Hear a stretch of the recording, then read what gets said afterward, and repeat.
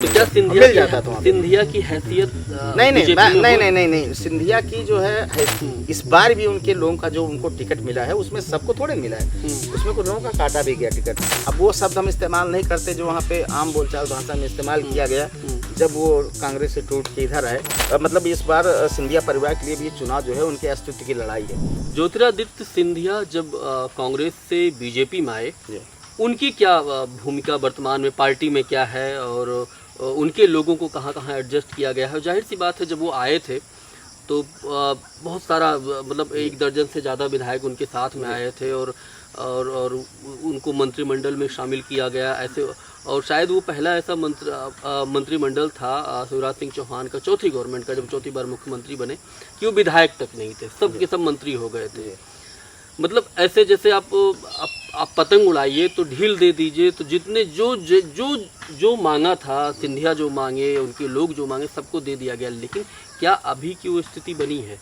अगर बीजेपी की तुलना करें, बीजेपी असली वाली जो पुराने लोग थे या सिंधिया वाली बीजेपी, तो कहाँ हैं? और ज्योतिरादित्य सिंधिया, क्या ये जो बीजेपी में आने का जो उनका आपको लग रहा है, क्या जनता के बीच जनता क्या सोचती है उनके इस फैसले को लेकर अभी?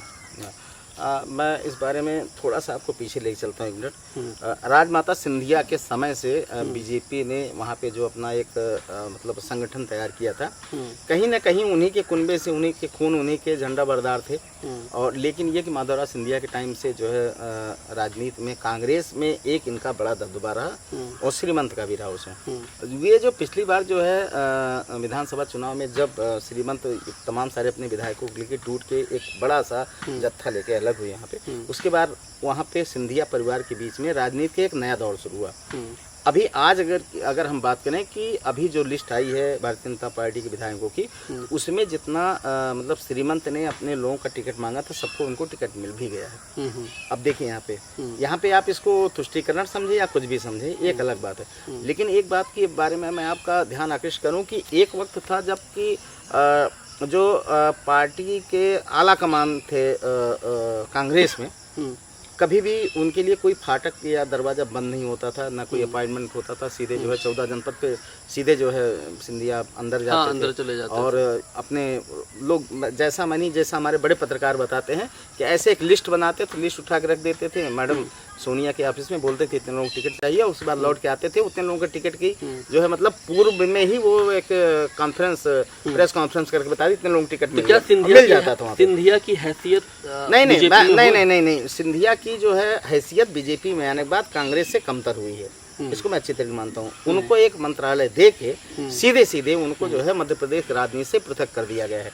इस बार भी उनके लोगों का जो उनको टिकट मिला है उसमें सबको थोड़े मिला है, उसमें कुछ लोगों का काटा भी गया टिकट। तो इस तरीके से अगर हम देखें तो सिंधिया बीजेपी में आने के बाद मतलब वो जो ओहदा था, वो ओहदा में थोड़ा जो हैसियत, जो रुतबा कमी आई है, उसमें कमी आई है। क्योंकि श्रीमंत के तौर पे ग्वालियर चंबल संभाग पे तौर पे उनको महाराज जी की वहाँ पे उपाधि दर्ज है और लोग इसी तरीके से उनको ट्रीट भी करते हैं। लेकिन अब अगर हम देखें कि अब वो शब्द हम इस्तेमाल नहीं करते जो वहाँ पे आम बोलचाल भाषा में इस्तेमाल किया गया जब वो कांग्रेस से टूट के इधर आए, तो अब वो शब्द उनके लिए आजकल एक बहुत मतलब बड़ा वहाँ पे एक तमगा उनको मिला है और वो शायद उनके राजनीतिक भविष्य या उनके जो है राजघराने के लिए शायद अच्छा नहीं होगा जो अभी उनको मिल गया वहाँ पे। अभी ये देखना है कि ये विधानसभा चुनाव सिंधिया परिवार के लिए भी एक अहम चुनाव है। इस बार सिंधिया परिवार चुनाव मतलब इस बार सिंधिया परिवार के लिए भी चुनाव जो है उनके अस्तित्व की लड़ाई है। अगर इस बार बीजेपी अगर वहाँ पर हार जाती है तो आप इतना अच्छी तरीके से समझिए कि सिंधिया परिवार के भी राजनीतिक महत्वाकांक्षाओं का भी दमन निश्चित हो सकता है इस बार। ये बहुत बड़ा चैलेंज है। वसुंधरा को देखिए, बिल्कुल राजस्थान में यशोधरा को तो सीधे पहले बोली कि चुनाव लड़ेंगी, बाद में शायद कहीं से दबाव आया तो उन्होंने बोला नहीं, मैं नहीं लड़ूंगी इस बार। और ज्योतिरादित्य सिंधिया के साथ ये हाल है। जनता क्या सोच रही है?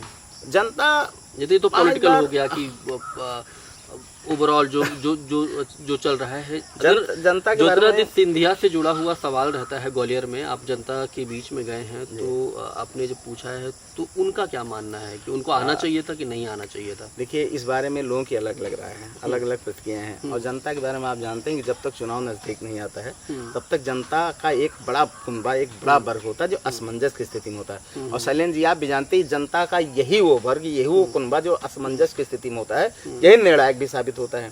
तो मुझे लगता है कि हम लोग अभी अगर कुछ बोलें तो शायद अतिशयोक्ति होगी, लिहाजा हमको 20 दिन 15 दिन और इंतजार करना पड़ेगा, क्योंकि तस्वीरें साफ हो नहीं रही हैं। अभी तस्वीरें जो साफ हो रही हैं उसमें कांग्रेस का पलड़ा मैं भारी तो देख रहा हूँ, लेकिन इंतजार और कर लिया जाए। और 20 दिन आप मानिए, 17 को तो डिक्लेयर है चुनाव, तो ऐसी कंडीशन में थोड़ा सा और इंतजार करते हैं और एक तस्वीर साफ होके आ जाएगी। हाँ, इसके पहले हम कुछ कहने में भी सक्षम नहीं। तो अभी हम लोग बात कर रहे थे मध्य प्रदेश को लेकर कि मध्य प्रदेश में अभी जो राजनीतिक जो हालात हैं वो किस तरह हैं, और ख़ासतौर पर जनता के बीच में कौन से सवाल हैं, खासतौर पर शिवराज सिंह चौहान को लेकर, कमलनाथ को लेकर और ज्योतिरादित्य सिंधिया को लेकर। आप देख रहे थे TV11 भारत। मेरा नाम शैलेंद्र सिंह है, मेरे साथ में विवेक शुक्ला जी थे। बहुत बहुत धन्यवाद, शुक्रिया।